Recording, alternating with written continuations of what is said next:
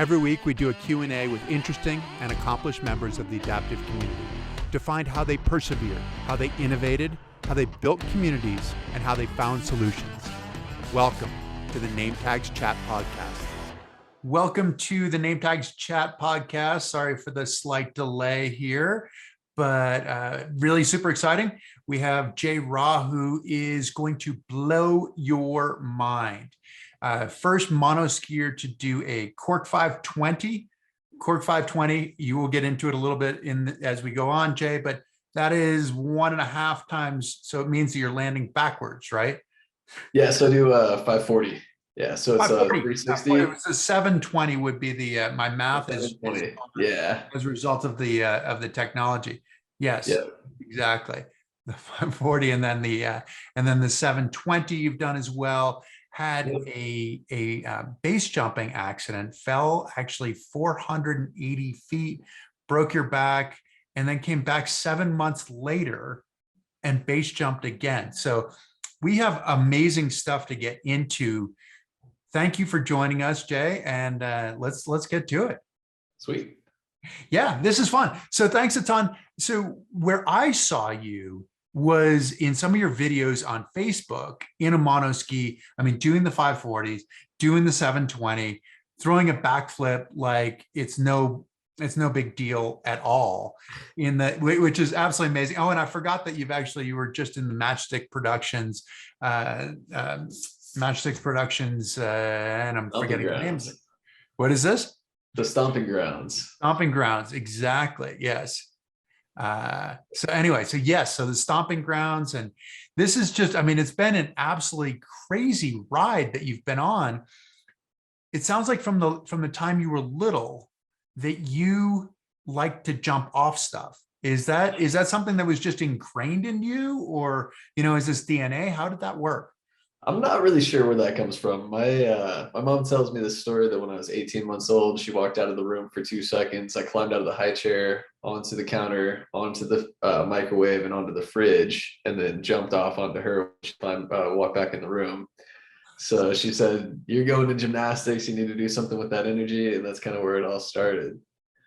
Is it something that you just love, that you just kind of look at things and you look up and go, that looks cool, like I've got to go jump off that? Is it just something internal in you? Yeah, it's always been normal to me, but like when I talk to other people, they don't see things that way. So I've figured out that I'm kind of like not alone, but it's very different than most people's perspective. But yeah, I love looking at different cliffs and different, when I was younger, different trees to climb and bridges to jump off of, and eventually buildings to jump off of with parachutes. And now, people often talk about like fear, overcoming their fear, or fearlessness. For you, is there fear? Yeah, there's always fear. I was told when I first got into skydiving that when you're not afraid of jumping, you need to step back and re-examine your motivation for doing it. Like there's always a healthy amount of fear. It's what keeps you safe, but yeah, learning how to work with that and use that to help drive forward instead of prohibit or inhibit you from doing things. And so what you get back from it is far greater than the fear stopping you from doing it. Yeah, for sure. And it's only scary the first time. I mean, that's the biggest fear is the unknown. Once you start going for something that's new, that first step is the hardest. And after that, you kind of are like, oh, I can do this, or oh yeah, maybe you shouldn't try that again. So base jumping really was the thing that kind of brought you to mono skiing. What was the attraction to base jumping? And describe what base jumping is, I guess, for people as well. So base jumping is an acronym. It stands for building antenna span, which is a bridge, and earth. And it's basically where you jump off of a fixed object with a single canopy parachute system. You can jump super low and all the way up to super high. I think the lowest thing I jumped off was like 205 feet, and the tallest is probably a 1,200 foot antenna. And that's where jumping low is actually riskier than jumping high, right? Yeah, for sure. I mean, with skydiving, you've got like a professionally packed reserve and you're supposed to pull, above 3,500 feet. So if anything does go wrong, you've got that extra spare pair that's packed up by a professional and inspected every few months. And you got that extra time to fix problems. With base jumping, you got to pretty much get it right the first time or you're in trouble. And with 250 feet, you really have to get it right. Yeah. The prime bridge is 486 feet. It's about a 6-second rock drop to impact. So you don't have that much time between jumping and pulling your parachute, like 4 seconds max. This is like a punt in the NFL kind of thing. Yeah, pretty much. No, so you decided you wanted to get into base jumping, and how did that happen? Because that's a bit of an interesting story, right? Yeah, I mean, I found well, I wanted to get into base jumping because I just had this urge to go do flips off of a building, and I wanted to repeat that. So I was like, all right, parachutes. So I looked it up and I had to do like 200 skydives. So I started skydiving, and then a buddy of mine found Miles Dasher. He's a part of the Red Bull Air Force. He was looking for people to roof his house in exchange for a base jumping course. A couple of my buddies, we hopped in a truck and just drove straight across the country from Florida to Idaho. Roofed this guy's house. I mean, the second we showed up, he's like, "Here's waivers and here's parachutes. We're gonna go jump." And it was on. How did the conversation go when you called him up, right? I mean, so he wanted you to fix his roof, to roof. And so, I mean, how did that happen? I wasn't actually the one that organized that. My buddy Luke was online and going through forums and saw one that made the call and was like, "Hey, this guy said I can bring a couple guys out with me, and if you guys want to do this," he said, "just bring experienced skydivers and we'll teach them how to base jump as long as you can roof my house."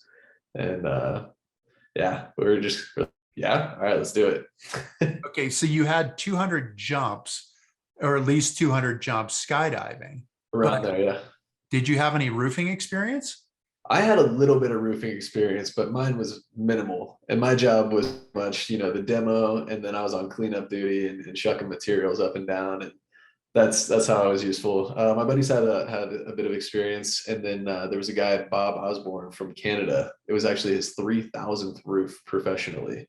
So he was pretty much the ringleader, the crew leader, running laps around everybody, doing like getting rows in by the time we're getting like 2 of them tacked down. So it actually worked out really well. Miles sold the house a couple months later, and the guy that his inspection was like, "This is one of the nicest roofs I've seen." It was pretty cool. He was stoked. So you built a great roof, and that earned you into base jumping. And how does that progression work when you start, like Miles is teaching you how to base jump, and he gave you shoots and like, "All right, let's go." Like, where did you go? So we went off the bridge in Twin Falls. It's called the Perrine Bridge. It's legal to jump any time of the day, any day of the year. Waivers, nothing. You just go out there with your gear and climb over the edge and hop off. Miles pretty much gave us a course that was he took us over there. There's a couple different styles of jumping. The first one we did was called a pilot chute assist, PCA. So he held onto the pilot chute and the bridle, which holds the pins that hold the parachute in place, and it's attached to the top of the parachute. So when we jumped, he holds onto that until the parachute completely opens and it rips it out of the hands, and you're flying. So that's a pretty easy way to get into it. And then after that, we went handheld, where you're holding the pilot chute in your hand, you jump off, let go. And then we went stowed, where the pilot chute's attached to the bottom of the container pouch, the BOC. You jump off, reach back, pitch. So it was pretty intense. And in the middle of that, he was teaching us how to pack parachutes, and then we had to jump our own pack jobs, and yeah, it was fun. It was a wild course. Was it exactly what you thought it would be? It was better. Yeah, it was crazy, and I mean, it was terrifying. It was just one of those things. You're standing there, you're like, I've been dreaming about this for a minute, and now it's happening. And it's way scarier than you can imagine. The first few times, you're just like, "What am I doing?" It's very counterintuitive to climb over the edge of a bridge and jump off. You know what I mean? It's just not. It's not what your body wants you to do. Not what your body wants you to do, but then these other guys that you're with have been doing it a lot. and you want Yeah. to look cool in front of those guys. Plus, Well, there not are only, cars driving by, and they must be looking at you like, "What is going on? What are you doing? Do I need to call 911?" yeah, yeah. People actually stop frequently and they're like, did somebody just jump off of there? And everyone's like, yeah. And they're like, what? What do you mean? Yeah. They're like looking at you like, hey, parachutes. Oh, okay. Okay, are you sure that's okay? Yeah, exactly. That's Yeah. the follow-up question that I'd ask. Wow, so you got pretty good at this, and then I mean, this is the weird thing. I mean, we talked about falling, right? I mean, we talked about fear, right? And Yep. one of those nightmares that we have, that everybody seems to have, is that you have that falling dream, right? That falling nightmare. And Yeah. supposedly, urban legend says that you're not allowed to get to the bottom because if you, you know, I mean, I heard this like at summer camp or whatever, you know, that you'd have a heart attack or whatever and actually die in your sleep if you did it. But you Yeah. actually fell and hit the ground Yeah. and then came back and jumped again. So what's that? How do you package up that fear and that sense of like, you know, of who you are, and I don't know, and how you get yourself to do it again? So, I mean, a lot of things happened in that jump that were different than other jumps. I was standing on somebody else's shoulders. I ended up falling backwards. We were supposed to tilt off together, and when we went to go forward, I fell backwards, tried to jump back on the bridge and tumbled and pulled his parachute out, and then I landed inside it. It collapsed around me and spiraled down. I mean, the whole time it was scarier watching the video for the first time than it was actually in the moment. I kind of went into survival mode where it was like, all right, the shoes wrapped around my leg, pulled that off. One's trying to wrap around my head, get that unwrapped, land inside the parachute. And that's when I like was looking up at the sky and I was like, this canopy's flapping around me. It's really quiet. All I can hear is just the canopy flapping. I couldn't feel the wind or anything. I was just like, this is not right. Kicked over and I saw the ground and I just, was like, I'm gonna hit. And that's the last thing I remember. I don't remember actually smacking the ground. It's kind of funny you mentioned that, you hit or else you get the heart attack. Like I don't recall hitting. I just remember seeing it and knowing I was gonna hit. But there was no fear, there was no time for it. I mean, the whole thing happened in 9 seconds. Right. Wow. And so maybe that urban legend is true. Like you don't actually remember hitting. You never Yeah. actually hit in the real life, which would have been the dream. But Yeah. then so you had to go to the hospital, you had to come back through. People often ask, like, I mean, I've been through a similar kind of thing, right? I mean, I had a skiing accident and came back, and skiing was really the thing that motivated me. And people said, how do you recover? And I was like, find something you love to do. And that'll be the reason that you put the work in, is to get back to that. Is that the way that it worked for you with jumping? So, I mean, right off the bat, they pretty much told me that if I walk again, I'm lucky. Whatever I had, don't expect anything more. And I just was like, nope, I'm not doing that. I'm walking. I'm gonna get back to it. I was convinced I'd be up and running, back to base jumping in like 6 months. Right. And it dawned on me slowly that like, all right, this is gonna take a while. But I mean, keeping that positive attitude was pretty good. The one thing that I really wanted to focus on is not letting that fear like take over and become a something that I can't get past. Certain, I mean, accidents like in car crashes where I'm driving the next day and I'm just 10-2, just white knuckle, because it's scary and it's something you've done 1,000 times, but now it has this stigma to it that you're like, I can really get hurt doing this. So my focus was to not let that become something that was going to be like I don't know, an inhibitor in my life. And it Bigger almost did purpose. really. Yeah. Yeah, I got up to the bridge. We went to Bridge Day in West Virginia, and the night before, my family's out there with me, and they're like, "You don't have to do this." I'm like, "Yeah, I might not." And like inside, I'm just like so scared.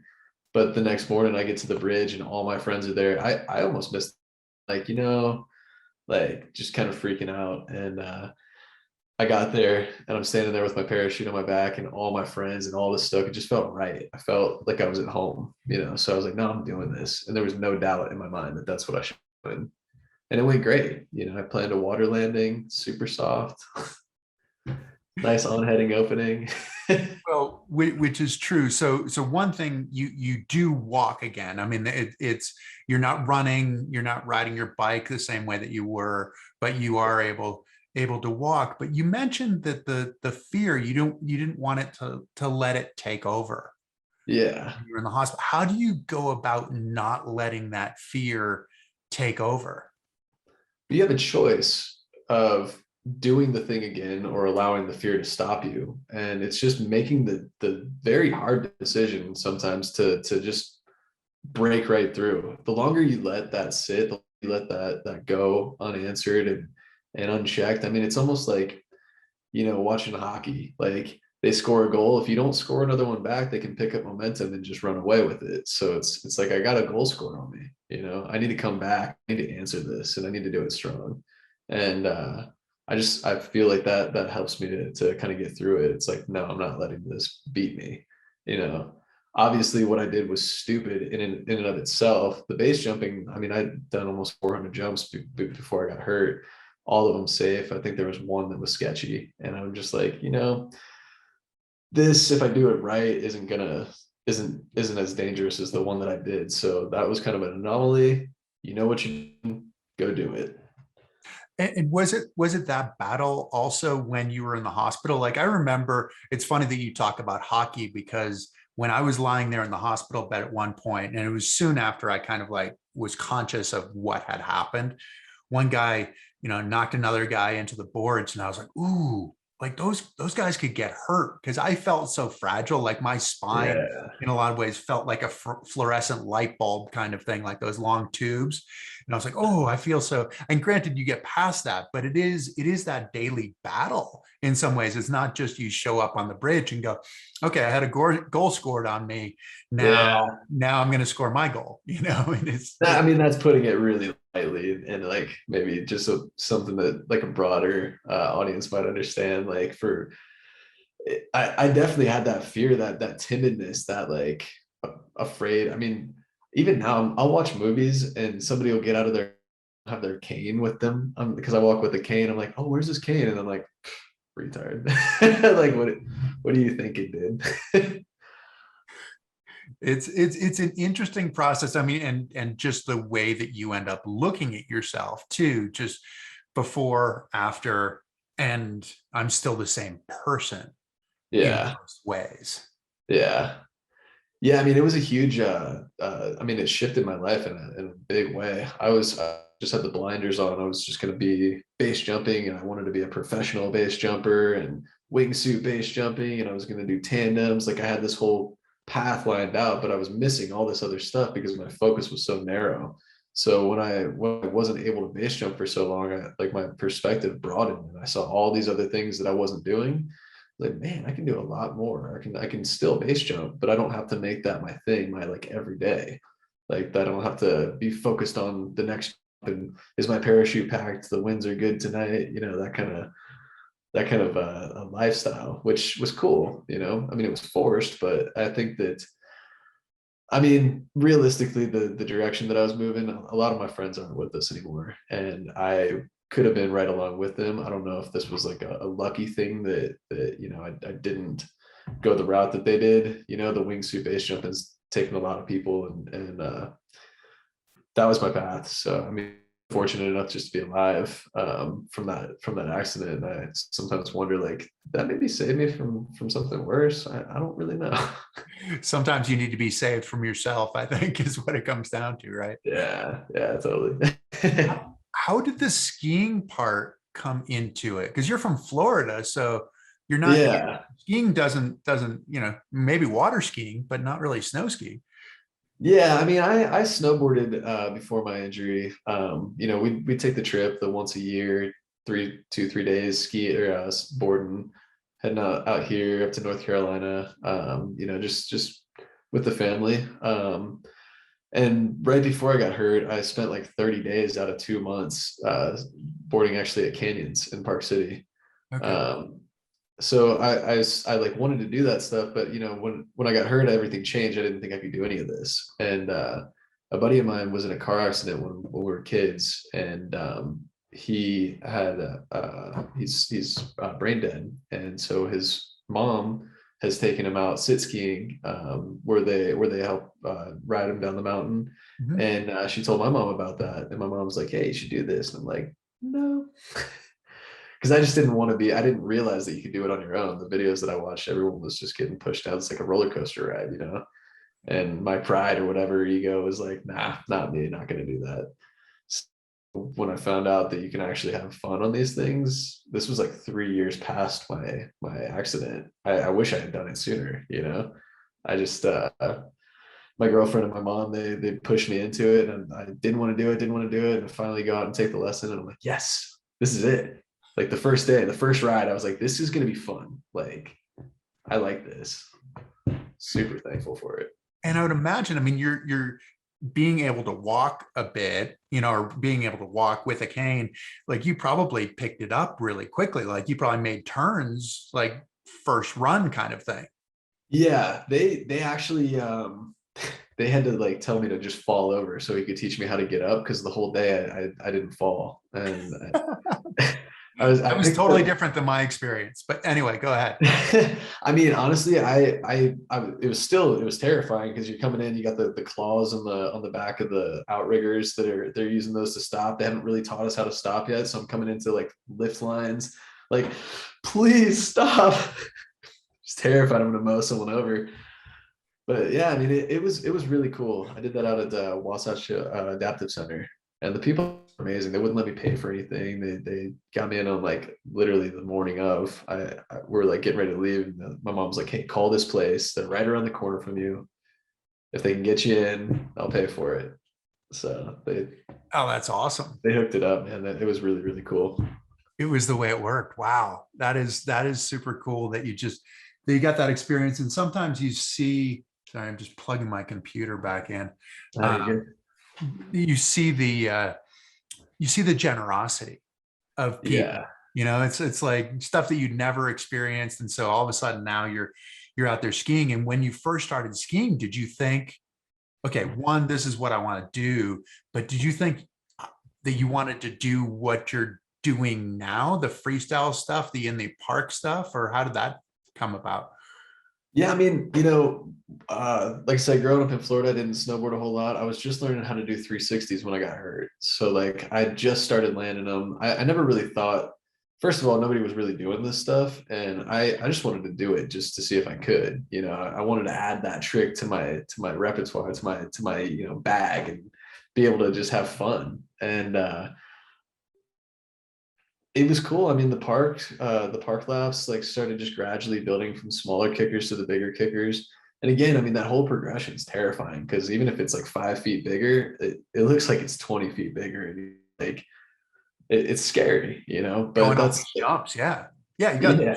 30 pounds of metal strapped to your butt, and you're not quite Yeah. sure how that's going to react when you get in the air and go Yeah. up over the top and then just keep windmilling down the, you know, Yeah. on the, yeah, which is not fun. So you just started building just a little bit. And were you doing it on your own, or were you doing it with somebody else? Or I had a few people that I would go riding with, but a lot of times I was just skiing by myself, so I'd find little side hits, and that's what I was starting off with. And Bilbo Ness, he actually helped me put my rig together, and I was asking him, I'm like, man, I keep nosing in every time I go off of one of these side hits. He's like, well, if you're leaning forward, you're going to go forward. So if you don't want to lean forward, if you don't want to go forward, lean backwards.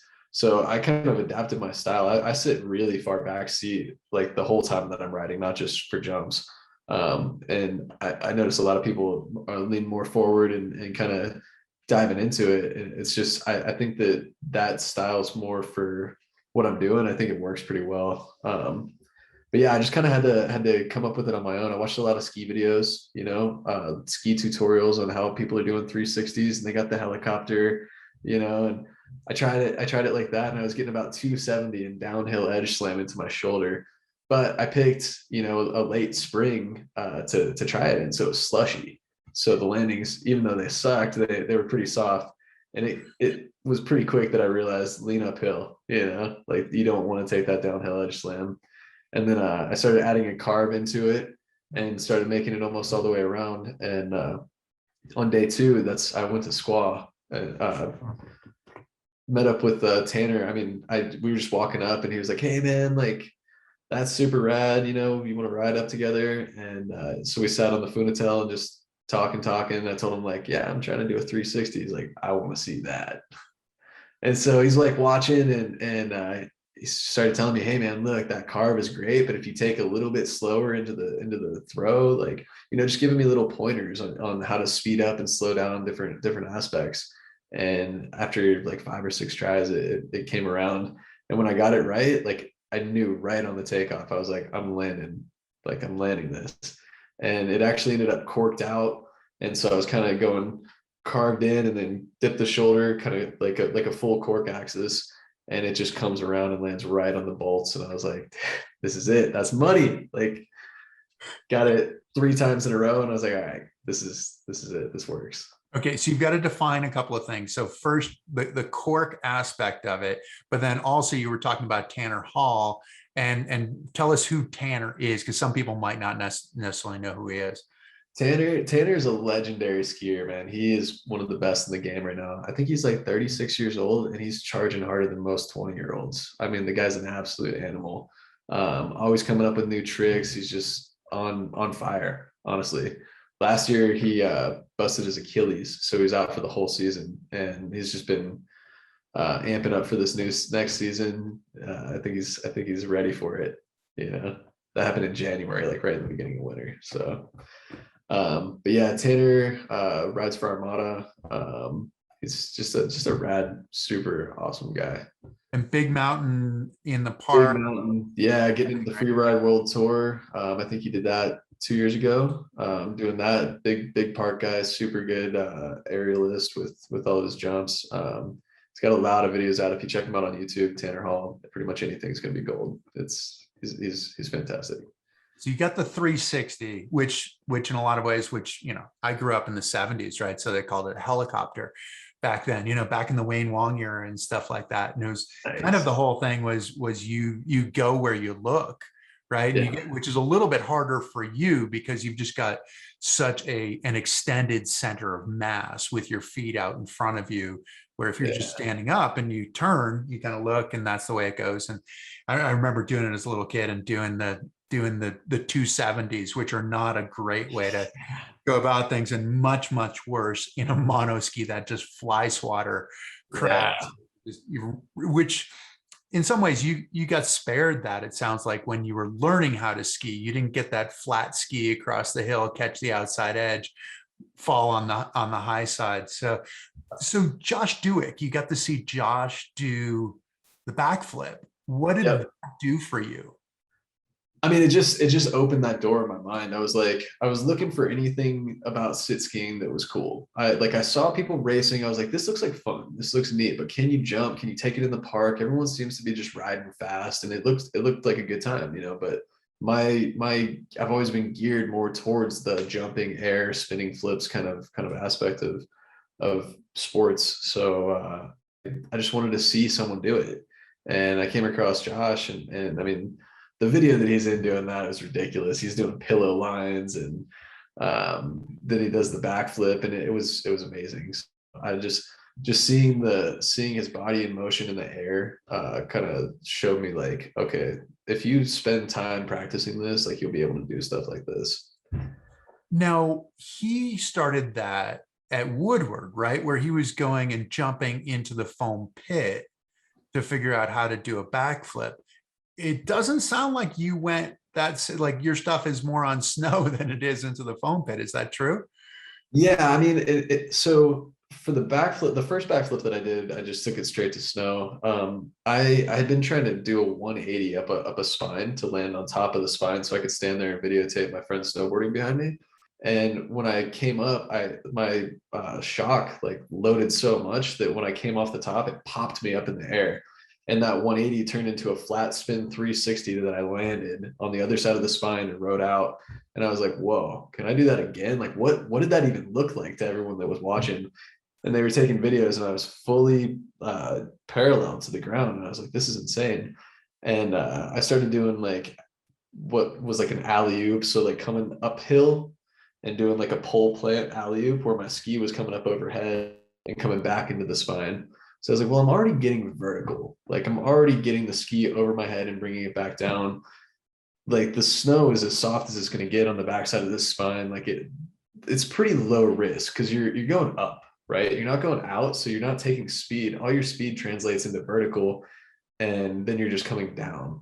So it's like if I mess this up, like I probably will be okay. So I just kind of went for it, and I went in a little hot. I was kind of nervous. I went in a little hot, and I went in on the short end of the pipe. So all that speed took me off, and I think I got like 8 feet over the deck. And as soon as I took off, I was like, shit, like I messed up. This is a bad idea. I tucked inwards, like I brought my head down because I couldn't see anything. Like it was all white. Everything blended. I couldn't see the landing. I couldn't see the sky. I didn't know what was what. And I just tucked and windmilled the arms and hoped for the best. And then I landed it on the ski and I was like, holy crap. All right, no more of those. I'm going to go to the foam pit. I'm going to do this right. If I do that again, and in skydiving and base jumping, they say like one for the luck bucket. So like you got lucky that time, but now that luck becomes experience. And now that you know what not to do, if you do it again, you're just a dumbass. So you got lucky. There's one for the luck bucket. Go do it right next time.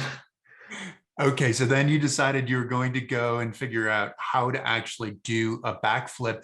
And some of your backflips are just traditional backflips without necessarily having a twist or any of that to it. Is that where you started with? Was that just traditional backflip? Yeah, so pretty much the backflips, the only ones that I've done are just straight up just with the arms back, kind of laid out backflips. Yeah, the cork kind of seems like it's a backflip. So that's an the cork you get inverted twist. Yeah. Okay. Yeah, so the cork just refers to the axis that your ski is at when you're coming around. They call it corked when you're kind of on an axis like this.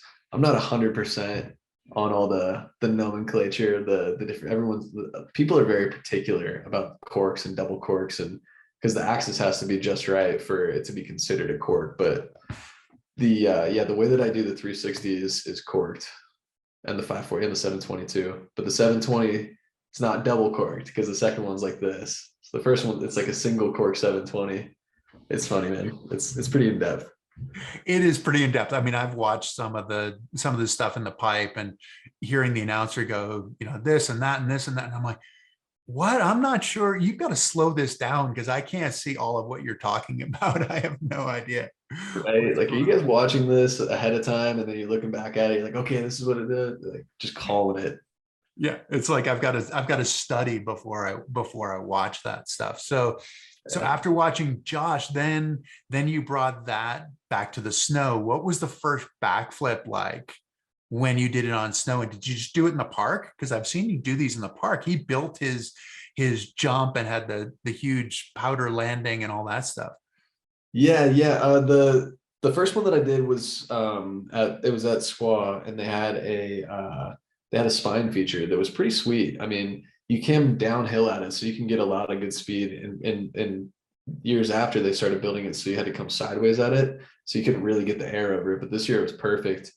And I just, again, I mean, I felt like I could do it because I was already inverted and I know how to flip, and I've got pretty decent air awareness, which was not true in this case because I can see when I can see the landing, my air awareness is good. But when it all turns white and I wasn't sure what was what, I scared there. But yeah, after that, after going to the foam pit, like I was able to do several of them to the point where now I've got the technique to get it around down, and I was able to slow it down. So like in my mind, like I'm comfortable with the actual rotation, and now I can control it. So now I'm looking back and I'm spotting the landing, and now I can see if I need to speed up or slow down and do whatever's necessary to get it around right. Which comes in handy because if you're doing different jumps, different size jumps, being able to slow it down and not just hucking it and hoping it comes around, it opens up the possibilities for where you can do this, how much space you need to do it. Well, this brings us into the movie to a certain extent, right? Because you're talking about taking this stuff out of the park and bringing it to the cliffs, right? Where you're doing your cork 360s, 540s. I don't know, 540. That sounds like it's a rough one out of the yeah. I mean, so the hope right now, I was able to take the cork the cork 3 off of a cat track on a POW day. So I was able to go off of a cat track and get the 360 around and land on a pretty steep full powder slope and ride off on that. So the goal for this next year is to just find a good rock diving board at Squaw. I don't know what it's going to feel like, how to set it off of a flat takeoff. I've only ever done it off of something that has a kicker.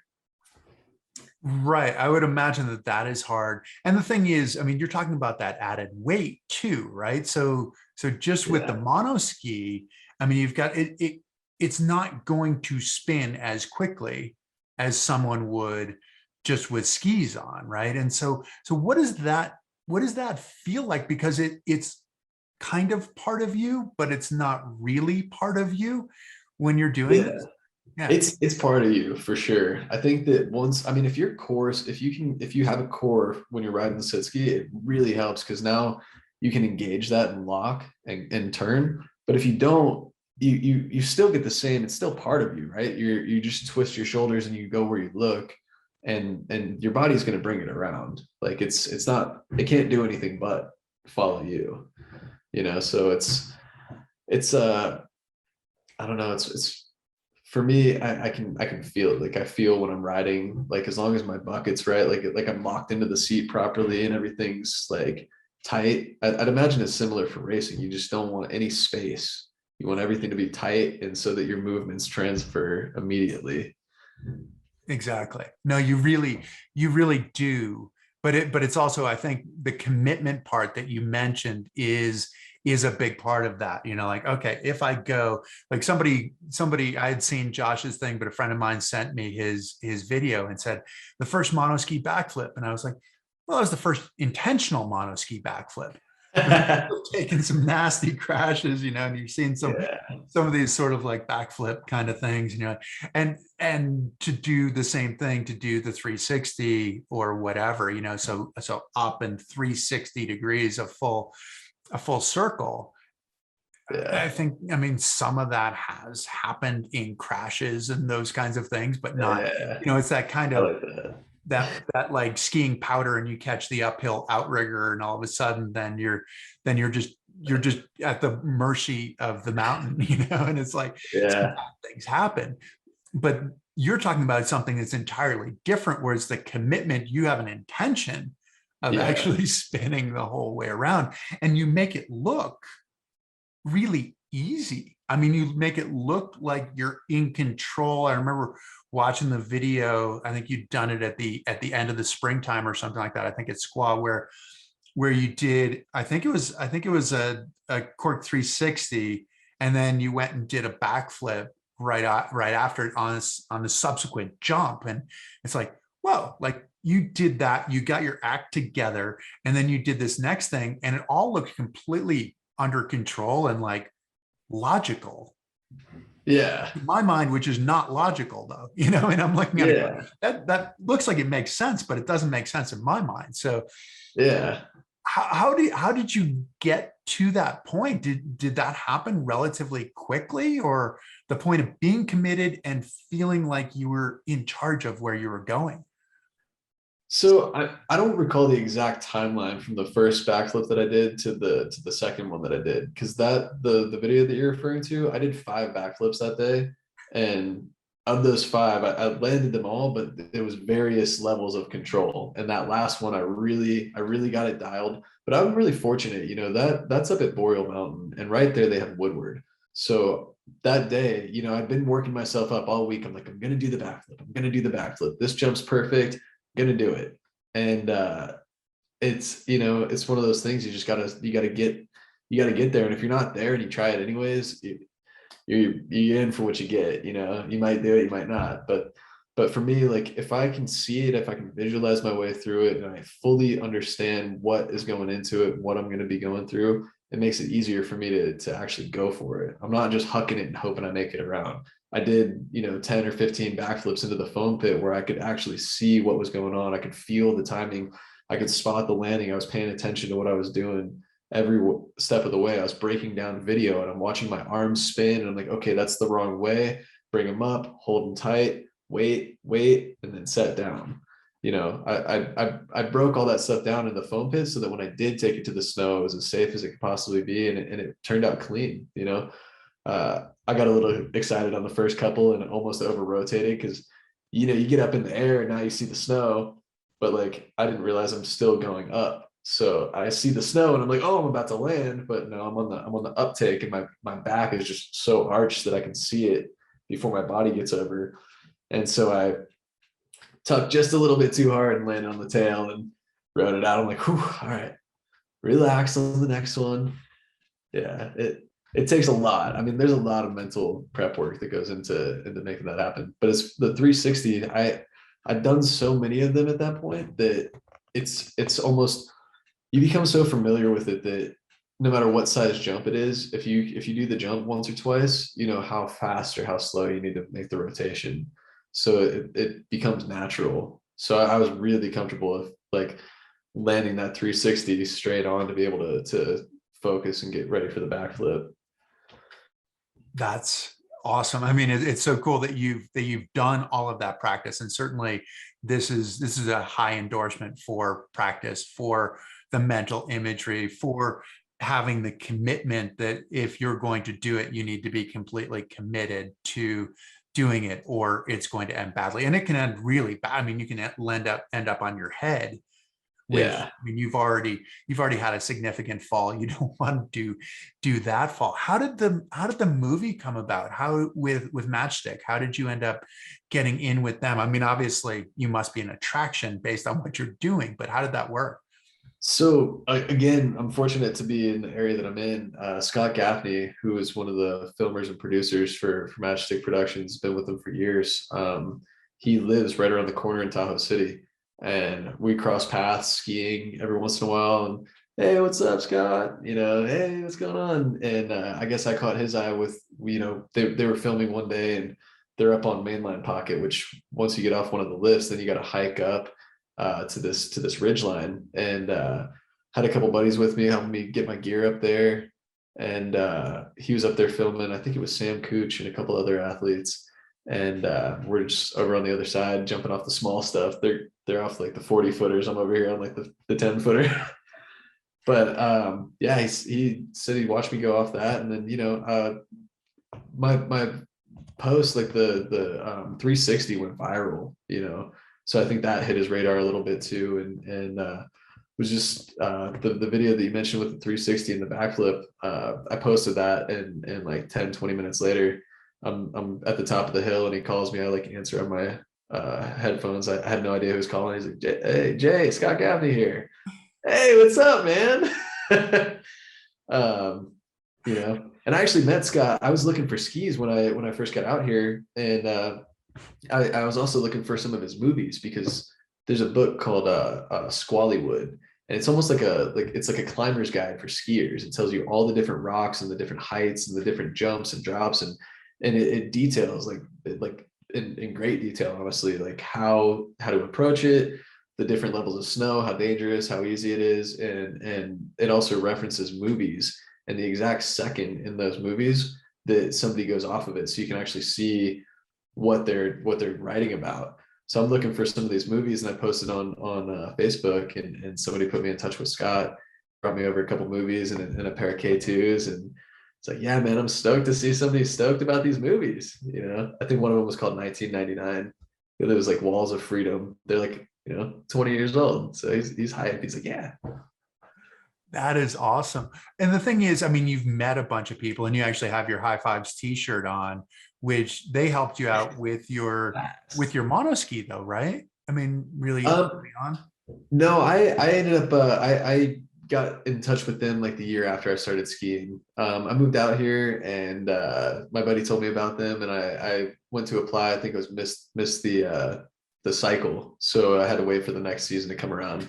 But yeah, they've helped me out with a ton of stuff, man. Physical therapy, acupuncture, massage, counseling. Like they're amazing. They all free gear, you get the high five swag, and they're an incredible group of people, man. I'm really, really fortunate to have found them. Yeah, and tell people a bit of what they do. So the High Fives Foundation is geared towards helping people who've had like traumatic brain injuries or life altering injuries, spinal cord injuries, to get back into the sports that they love, the outdoor sports. They do this through fundraising and getting sponsors from a lot of local companies, and other sports type companies. They help a lot of people. I think there's like almost 450, maybe more at this point, athletes that they've helped uh, with anything from, physical therapy to buying like vehicles, sports programs. They help them get the training they need, the equipment that they need. They get them hooked up with the right people. They're just an incredible group of people. Right. Roy Tuscany, guy who started it, the founder, and yeah, great Yeah. guy. And yeah. Yeah, Roy's the best, man. I was at a mountain biking. They had a downhill mountain biking event a couple of weeks ago. I'm just looking around at all these people. You got athletes who are riding bow heads, and then you got some of them riding bikes, and we got a couple of veterans up there. It's just amazing. Everyone's all smiles all day, and I'm just like looking at Roy. I'm like, you did this, man. You're awesome. So cool. Well, it's cool. I mean, you found yourself in a couple of different communities. I mean, certainly the High Fives community, which is an amazing community, but then also in the ski film community. What was that like? What was it like with the other athletes when you come out there? You know, are you a peer? Are you more than a peer? How does it work? So the way that the premiere went, they had, I think there was me, myself, and three other athletes there that were in the film. They did a tour, so the different stops on the tour, whoever's there, some people were able to travel with the tour. I ended up catching the one that was in my town, in Tahoe. There was like I said, three other athletes. So when before the movie, they kind of introduce us and have us walk up and throw out gear, and they do raffles and giveaways and stuff. It was really cool. It was an amazing experience, kind of mind blowing, really. I would imagine, and I mean, part of where I was coming with that question, I remember being at the X Games and watching the monoskier X at the X Games. I was actually doing some of the commentary, and one of the things that blew me away, I think I've told this story a bunch, but Darren Rolfs came running up to go watch. He was watching the monoskiers. You're like, I don't want to miss this, and he thought it was the finals, and it actually was just the semifinals. But at the same Yeah, time, he's like, I don't want to miss it. And what I thought was cool about it was like, that's kind of a sport where it's like you're doing it on snowboards, you're doing it on skis, you're doing it on mono skis. It's just a different way of approaching the same thing, and that variety doesn't diminish it any. It actually kind of makes it cooler that you're like, oh, you're doing the same thing that we're doing, or like trying to, because everybody's got that like thought of like, what do I want to do? What is my version of perfection? And yeah. did you get that sense with the other athletes there, maybe when you were filming or when you were at the premiere? I only filmed with a couple of athletes for like 1 or 2 days. They're kind of short days, but we're lapping around, and yeah, man, they're really excited. Everyone kind of has that same response, like, I didn't even know this was possible. And like they're just excited to see it, excited to watch it. I it's one of those things for me, like I'm in the park a lot, so like I'm doing these 360s a lot. I'm really dialing it in, and like it's not new to me, but like for people who are seeing it for the first time, like their response is just it's awesome. Everyone's so stoked. And the people at the premiere too, the girls that I met and the one guy that was there, they were hyped. They'd been to a couple of the performances and or the shows, and they were like, man, your section gets the biggest cheers from the whole crowd. Like everyone goes off. It's insane. So it was something else to be there and actually feel it and be a part of it. It was cool. It was you could really feel like the energy in the room, like people were psyched. So Which is exactly it. I mean, it's the beginning of the season. I mean, this is what you're supposed to do, get people all ramped up for the ski season. It's yeah, funny that they say that your part gets the greatest cheers, because you are probably also looking at them and looking what they're doing, going, that's amazing what you guys are yeah. doing. And then they turn around and go, no, yours is the best part. What does that feel like for you? I mean, for me, I don't know. I look at it. They opened it with Sam Cooch, and he's doing these massive 720s off these like big mountains, and I'm just like, yes, this dude's killing it. And then like Sam's messaging me like, dude, you're killing it, and I'm like, this is wild. I didn't know what my part was going to look like next to these other people's parts, but it held up, and I was pretty proud of that. I oftentimes was like, I'm in here with like Mark Adma, Sam Cooch, all these amazing people. Like, what am I doing here? Like, yeah, I'm dropping off of a cliff, but Sam's dropping off of one that's 3 times the size and doing a 720 like it's nothing. They're probably eating a protein bar while he's doing it, like just chiller mode. So, but it's cool. I think that I don't know. I was blown away honestly by the support for it, and everyone wants to see more. So I'm excited for that too. Well, Always. more, that's perfect. That's a perfect segue to this year, right? So this year is just starting. What are you looking for? I mean, you've done some amazing things. What's on the checklist here? Obviously I'm gonna keep pushing the spins further safely. I only had a chance to do like 8 720s last year, and I really want to get that dialed to where I got the 360 dialed. Like I want to be able to do it every time and be comfortable with it. And then once I get it there, I'm gonna keep see if I can get the 900, which is 2.5 land backwards.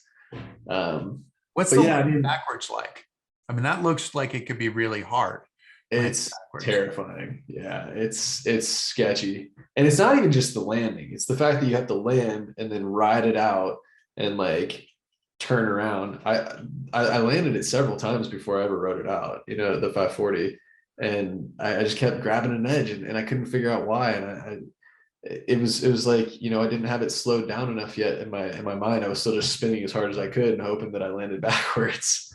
And yeah, I think once you can get to the point where you're seeing it, then it becomes fun. But it's wild. I've thought about putting a mirror on my foot plate before.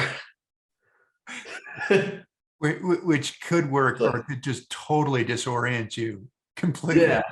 No, I just mean like well, this is also for riding switch into jumps, but Well, exactly. So once you yeah. finally landed, or once you're going in.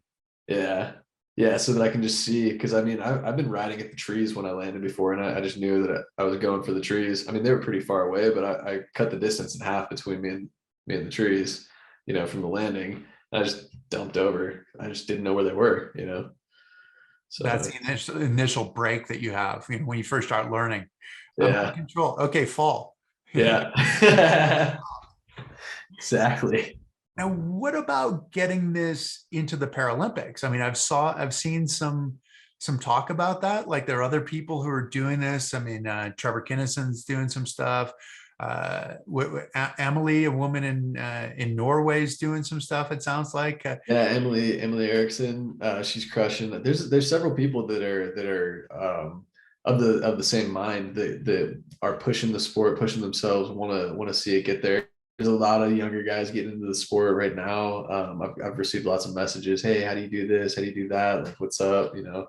Um, as far as the Paralympics go, I mean, I think that it's at this point like an eventuality. If everyone continues to progress, if say I land the 900 and then go for the 1080, and Trevor's over here doing backflips and double backflips, and we're learning how to do different boxes and rails, and I think that it becomes a viable sport, especially for free riding. It's definitely viable for free riding.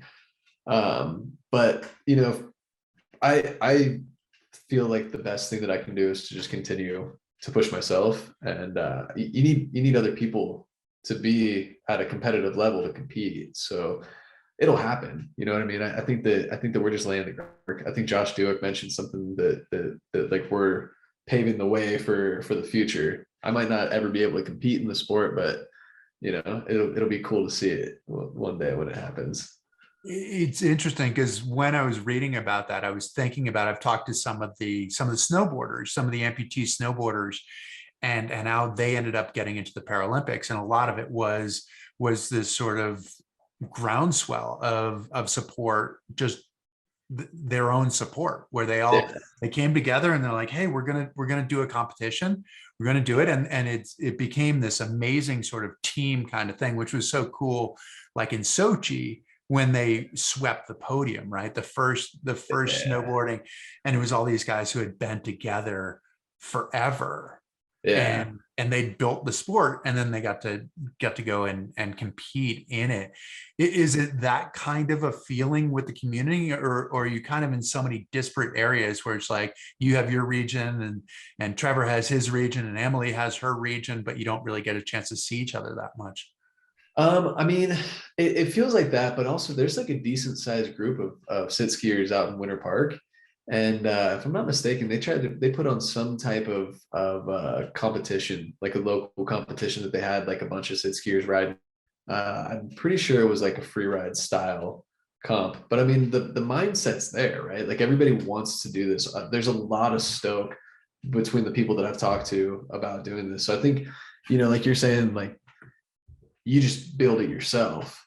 So like we would put on the competitions. You organize it and put it together and say, hey guys, we're gonna ride this hill, we're gonna free ride this.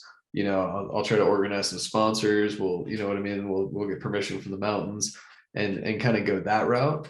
And then I mean, my my thought on at least the park skiing aspect of it is if people push themselves hard, like you're gonna get there. I mean, it took me 15 tries to do the 360, and then after that I had it. You know what I mean? It took me 15 times to do the 540. I landed the 720 somehow. My first try, I got like a 50-50 land fall rate on that. So it's there if you want it, and if you practice, it's there.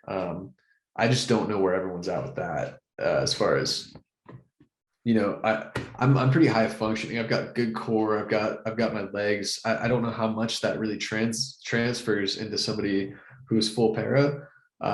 Because I think Trevor's done a couple of 360s, but I haven't really seen Mhm. too much else from him on that. I know Emily's really pushing hard. She's getting close to doing it. Again, I'm not sure what her injury level is. But I think that's going to have a factor for sure. But Well, part of it's a willingness, right? A willingness. I mean, you said you're 50-50 on these things, and it's like, okay, when you land it, that's good. When you don't land it, it's fairly catastrophic. I mean, it's not just yeah, that you don't just sort of fall over. There's a lot of force and a lot of weight, and things that are kind of challenging there. yeah. So go ahead. Well, so I'm 50-50 on the 720s, but that's like my learning curve right now. I'm like 98% land rate on the 360s. Really? It's very rare that I fall on the 360s. That's awesome. I mean, it's just Yeah. super cool, and it's cool to see where it's going, and with the how have the mountains been, like the support in the mountains, the park. I mean, is some general manager out there going, hey, there's some guy in the park in a mono ski who's upside down and spinning, like send ski patrol out there and stop him? Like how's that been? Yeah, I've actually gotten a lot of really good response. I had a lot of buddies a couple years ago on the park crew that were just psyched. Like I'd get there every day. That, hey, what's up, man? Like, you going for it? Yeah, we're going. How are the jumps? Oh, they're doing this and that. Like it was good vibes. I think everyone was pretty excited about it. I've only gotten one weird, like I was on the edge of a cliff, getting ready to drop off, and this guy was coming up the ski lift, and hey man, are you all right? I'm like, yeah, I'm good. Just pointed straight off and just dropped. That's pretty much the only weird like thing that I've gotten out there. Yeah, just stay there at the top of the cliff. I'll come save you. You're like, no, I'm good. You don't need Yeah. me. Yeah, I'd love to see his face, honestly, just because I mean he's like genuinely like, oh my god, this dude's like cliffed out. Because I mean it looked like it. I was probably only a ski length away from the edge of the cliff. I probably didn't look like I was in a good spot. Well, if he wasn't assuming that you were going to take the cliff, you looked like you Yeah, were in a really bad spot, yeah, like needing yeah, a tow truck kind of yeah. bad spot. How about the movies? Will the movies continue? Is that something you want to do? Yeah, so for that, I mean, I talked to Scott, and I said, hey man, like thank you so much for this opportunity. I'm really excited. Like, are you stoked? He's like, yeah, I'm stoked. And I was like, do you want to do this again next year? He's like, yes. So I think, for me, I'm gonna work on trying to get some sponsors to partner with to help make some of these projects happen, do some bigger mountain stuff, different trips to different places, so that we can get, not inbounds Squaw Valley or Palisades uh, resort terrain. It's just, I was really inspired watching these people ride some of these bigger mountain lines, and I was like, man, I need to do that this year. So I'm going to take it is just trying to get some bigger mountain lines in. I would imagine that the sponsorship wouldn't be all that hard. I mean, the stuff that you're doing is unique. It's super cool. You do it well.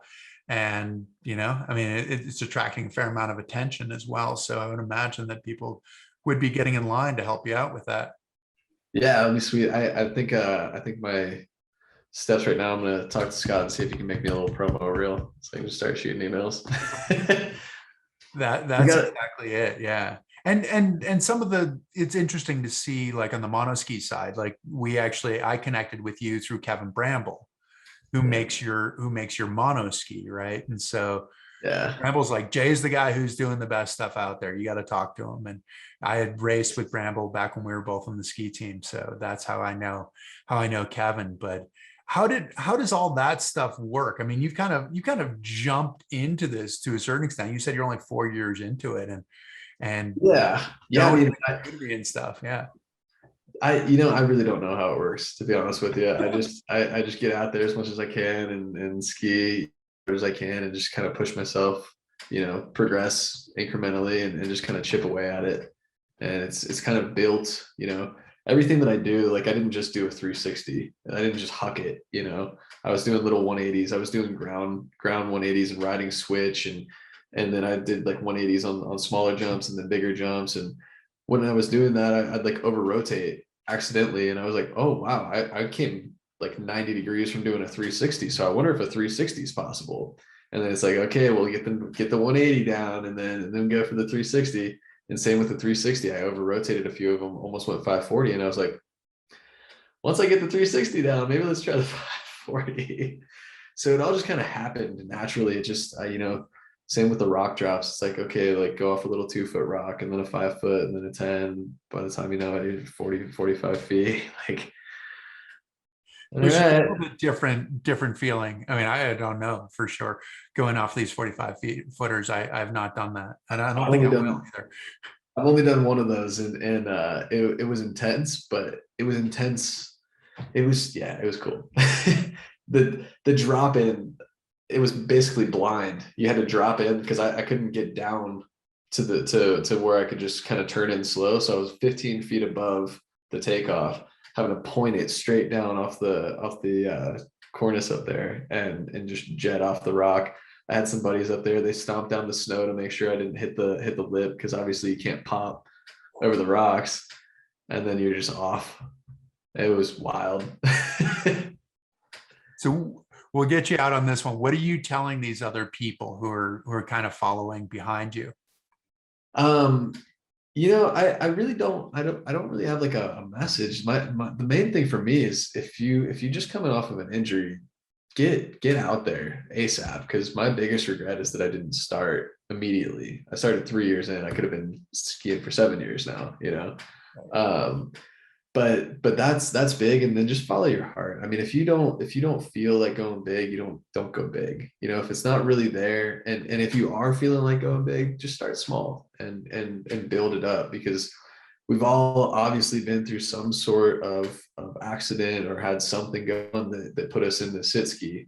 And my girlfriend loves me, you can always get worse. So very thankful to be able to walk. If I don't want to make it worse. I'm not chasing the next thing to the point where it's like I'm going to be dangerous to get there. Just slow and it happens. I mean, it happens faster than you think, but just incremental progress. Well, that's a really good message because watching your stuff, it looks like such a finished product, right? And it makes sense. It makes sense. Just, oh, okay, yeah, I see how that works. Boom, boom, boom. Okay, good, no problem. But the progression is the thing that we don't get a chance to see when you were going to the 180, when you ended up at 270, which is not a favorable place to be. That usually means you end up on your head. And so trying to figure out how to get that incremental part and being relatively safe. It's not like go in the park and go throw a backflip. That's not going to help you. It's not going to be a healthy way of moving forward. Yeah. I think this year I've got a lot of asks on the 360, a tutorial, like a full on from beginning skiing to doing the 360, just to kind of help break it down, because it really is all a bunch of small movements put together to make the whole thing happen. So I mean, if done right, the progression doesn't have to be painful. It's you're gonna fall a few times, but it probably not a whole. I actually posted a reel of all the different falls that I have video of, and it's like a minute long compilation of just slams. You can tell after the first few, I kind of figured out falling uphill is the safest bet. Most of them don't look too bad. if you can actually make that happen, yeah, that's a challenge though. But Yeah. well, Jay, thanks a ton for joining us, but also thanks a ton for doing what you're doing. I mean, it just looks super cool. You're exciting, such a huge part of the community, the ski community. Probably people who aren't even skiing are looking at it going, wow, like that is just awesome. And yeah, thanks for doing what you're doing. Yeah, thanks for having me, Chris. I appreciate it, man. It's nice to meet you. Oh, and you know what? Actually, I heard about you through there's Tom and Gabby Schaefer. Yeah. Oh yeah. Yeah. Yeah, I rode a chairlift with them, and they were talking about you. And it was right after you reached out to me the first time, and I was like, "I'll tell them you said what's up." Oh, that is great. Hopefully they tuned in. Yeah. Yeah. Yeah, I grew up with Tom back at Berkshire East. Yeah. His oldest brother is my age. So Tom's nice. number 3 in the progress, 3 of 4. But yeah, I've known Tom for forever, which is great. I mean, the ski community gets to be a small community. So cool. Yeah, You that's connected super with cool. them too. So yeah, well, cool. Well, thanks a ton. Really appreciate it. Thanks to all of you for tuning in. I hope you've enjoyed it. If you did, please tell your friends. We'll try to get people who are just as cool as Jay for the next one. But also, this will be a podcast later on your traditional podcast, whether on YouTube, Spotify, Apple, all the other suspects. And so the greatest gift you can give us is to follow us and to like us. So thanks a ton. And thanks to Jay, and keep doing great stuff, man. Sweet, man. All right. See ya.